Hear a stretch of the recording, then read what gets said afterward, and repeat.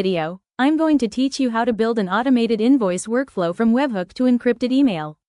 We'll walk through a clean, reliable process that starts the moment invoice data arrives and ends with a protected PDF landing in your customer's inbox. The beauty of this setup is that once it's configured, it runs hands-free. It all begins with a webhook node acting as the trigger. This is where your data flows in from sources like website forms, mobile or desktop apps, direct API requests, or an order system.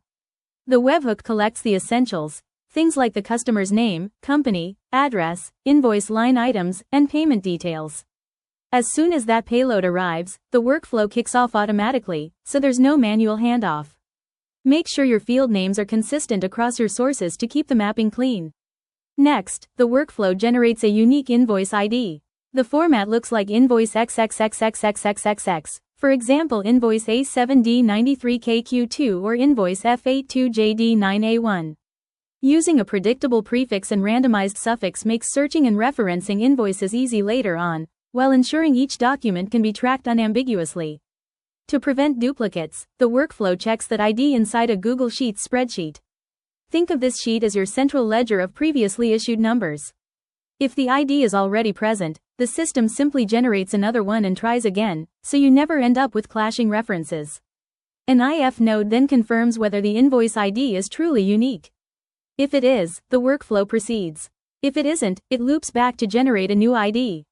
This quick decision gate is what guarantees uniqueness across your archive. With a unique ID locked in, the workflow builds the invoice PDF from a template. It merges dynamic data into the document, including the invoice number, customer and company information, detailed line items, and payment fields. Keep your template placeholders aligned with your data keys, and double-check formatting for currency, dates, and taxes to avoid downstream edits. To protect sensitive information, the PDF is then encrypted. The password is set using the customer ID from the webhook data. A consistent password policy keeps things predictable while adding a layer of security to the file. After that, the PDF is uploaded to Google Drive. It's saved using the invoice number as the file name, which creates a tidy, searchable archive with minimal effort. Finally, the Gmail node sends the invoice to the customer.